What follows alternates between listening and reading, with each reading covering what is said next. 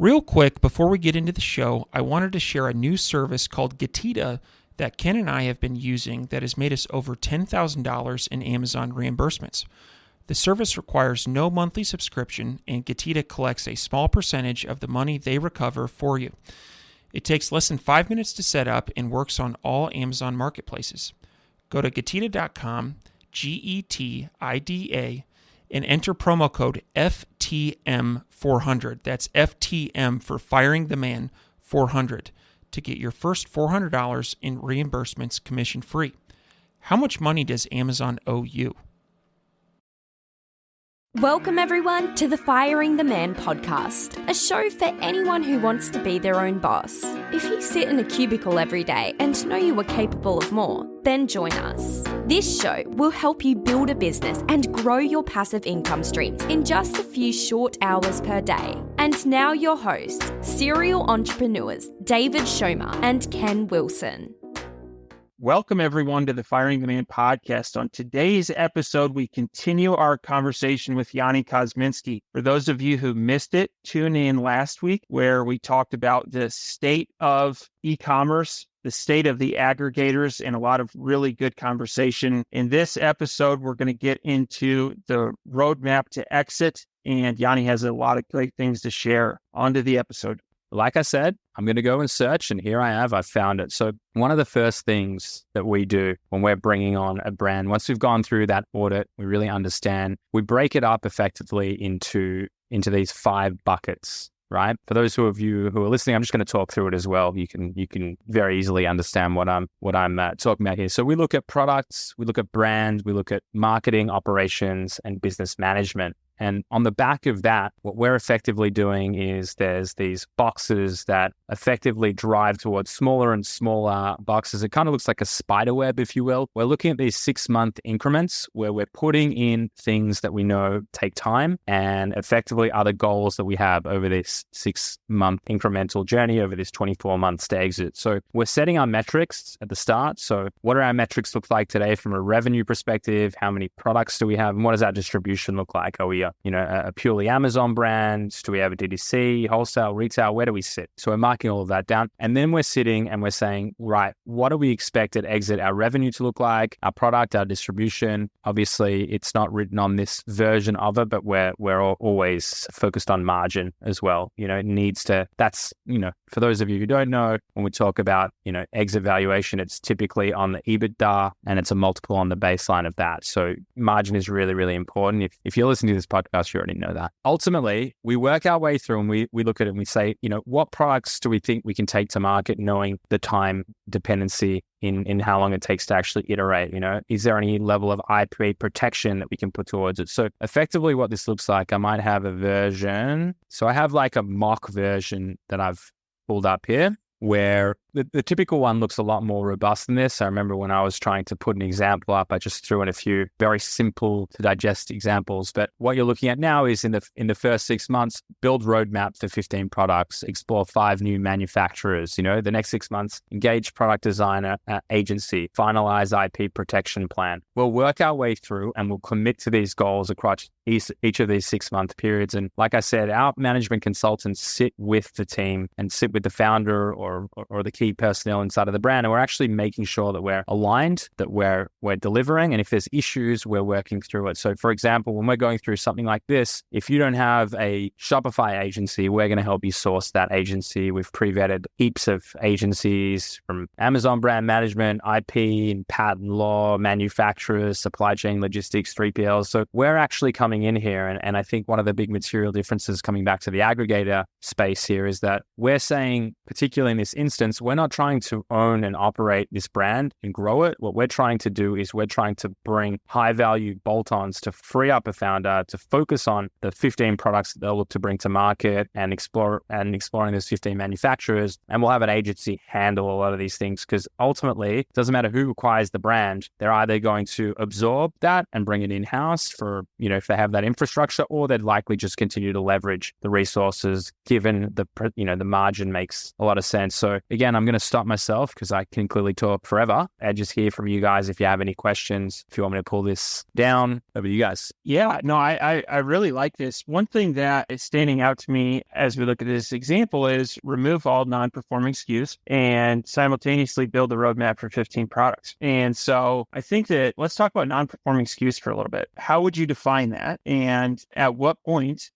through like a launch do you say this product is non-performing, we're going to trim the fat on our catalog? Yeah, that's a great question. And I would say from my lens, like I haven't operated an Amazon brand myself for probably close to 5 years. So I'm not going to get into the nitty gritty details specifically around a particular SKU ASIN and say like, hey, this is exactly how I would look at it, because I'd be out of I'd be out of place sharing that. What I would say though, and one of the things that we realize inside of Escala is that what you'll typically see with many brand owners is that they'll have, let's give the example, a brand owner has 30 SKUs and you'll typically have 1, 2, maybe 3 hero products, hero SKUs that are operating well. And you got these 27 other ones that are going on, and they typically don't get the same love and attention as those top 3 hero SKUs. You're always saying, well, that's the cash cow. Let's make sure that it gets all the resources, new photography, products, let's evolve the packaging. Let's make sure the listings are optimized, do all the keyword research, like invest heavier on the PPC campaigns and all of that. And all these 27 SKUs really get left by the wayside. And so what we immediately look to do as sort of that first 90 days before we get to this roadmap is we're actually looking at, well, why are these current products, SKUs performing or not performing? Operationally, are they getting the same love and attention? Can we build a operational plan where they all get the same love and attention? And,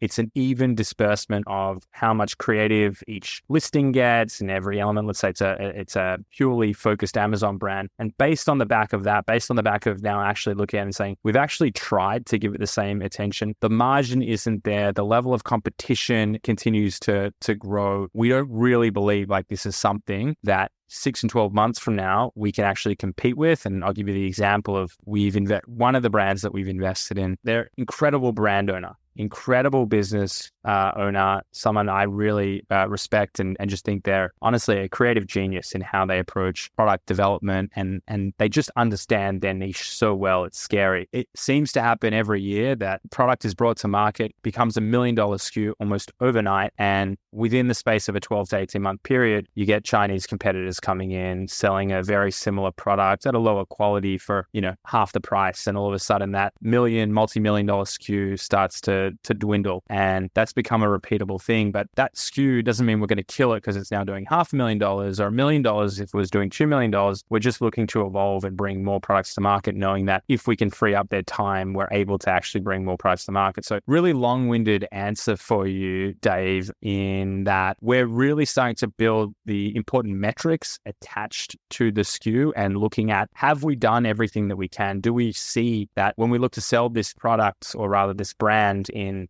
12 months, 18 months from now, do we really see that as something that is performing at a level that's not going to harm overarching EBITDA of the business and is something that is meaningful? So that would be the removal of non-performing SKUs, and we'd be looking to build some financial modeling against that and really understanding, what does that look like? Also incorporating like the PPC spend and everything that goes into understanding the true profitability of the SKU. And I think for a lot of sellers, Amazon doesn't want you to know exactly how much you're actually taking home. That's counterintuitive to their business model. But if you can get to that degree of clarity, then ultimately it's going to help you make much better decisions for the viability of your business performance in general, and obviously has a pretty big implication on the ultimate exit if that's your goal. I think one important thing also to note, because we've been talking a lot about, I've been doing most of the talking, but this whole model is very much predicated on exit, written on my screen here in a couple of places. I don't think that with businesses in general, there's necessarily a need to exit, which might sound somewhat controversial here where we've got a business predicated on it. But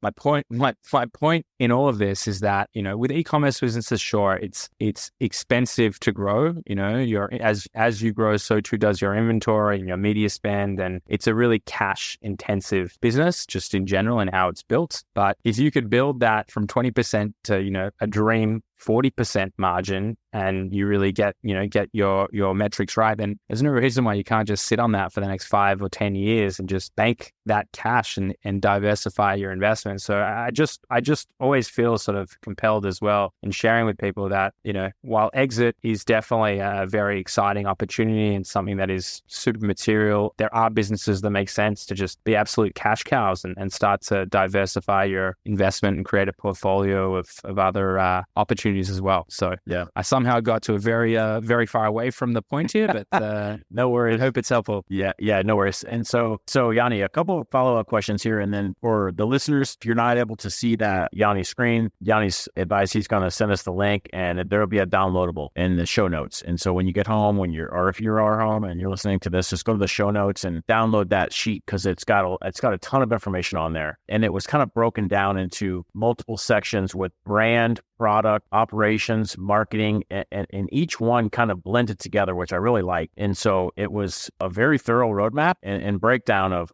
how all those blend together into an exit. And so two follow-up questions. One, there was a lot of expansion, and I saw in there European marketplaces for Amazon, Walmart, D2C, there were Shopify, lots of expansion. That takes lots of cash flow, as well as it's like a machine. When you get the big snowball going, the snowball gets bigger and bigger as you go. And so you had mentioned a point, and I'm just kind of curious on. I know this is kind of early on in the venture, but I guess the question is, as this goes, when you're prepping for an exit, everything is about the margin, right? EBITDA. We want trailing 12 months. Usually that's how everybody is doing that. And so with all of this expansion and all of these expenses piled up, now do you plan for pulling back on that, or letting it go to the ceiling and seeing what happens, and then maybe just pushing it out month by month? And then a follow on to that, is there a clause in there if the operator, like you had mentioned, hey, what if this thing is just a cash cow and we were able to squeeze it up? Can we pull out of that and do that, or how does that work? I'll start with the second one first because that's an easier question, or more in my wheelhouse, just given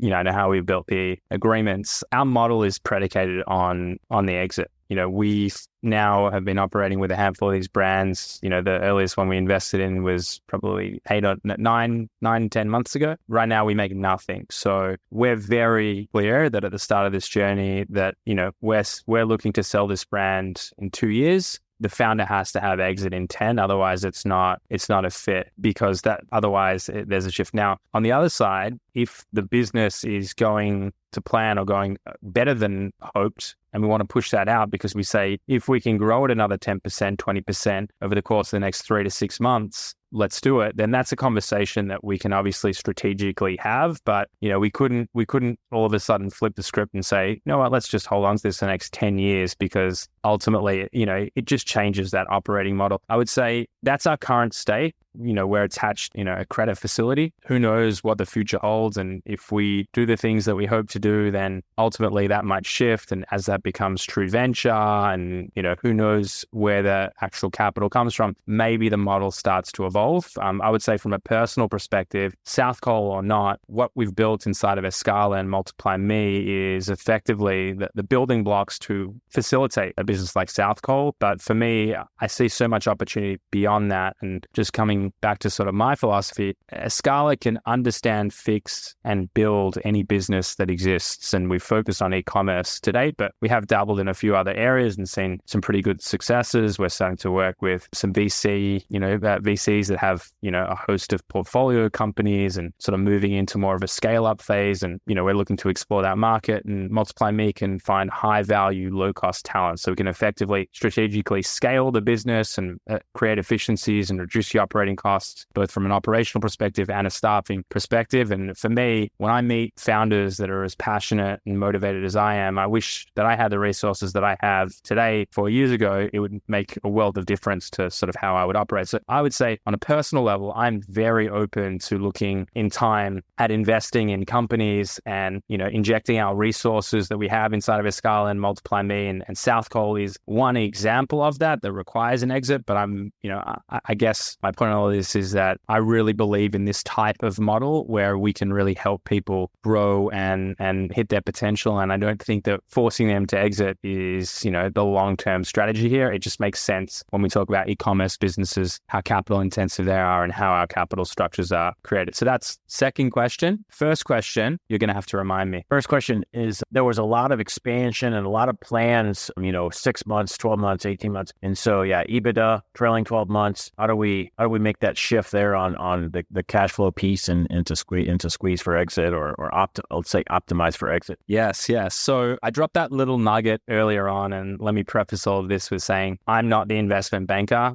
Jason and Chris, Jason, who's been doing it for 25 plus years, sold many, many companies, and Chris, who is his business partner, that's really their shtick, and that's what they do. But the nugget that I dropped earlier is that I think there are ways in which you can alter the perception and look more at the upside potential of the brand. Like I was saying, maybe the future 12 months and the upside potential of what that looks like is what we would be going for. And again, I don't know how they work their magic, but I've seen it happen, and I understand that there's definitely, a million different ways, especially coming back to it. I would look to find a great investment banker or a broker to sell Multiply Me or a Scala if and when that day came. And I would say they have a very fine art around it. Now, I would definitely say that we are trying to front load a lot of the work that's done here. So, when it comes to the heavy investments and things like that, I don't see us burning the candle at both ends and trying to, blow it up into the very last minute. It's got to hit some degree of steady state. But one of the things obviously that we bring to the table, and I heard this analogy today and I loved it. And I really think that it's a strong understanding about the value proposition of a Scala and what we're effectively doing inside of South Cole is that, when you look at the market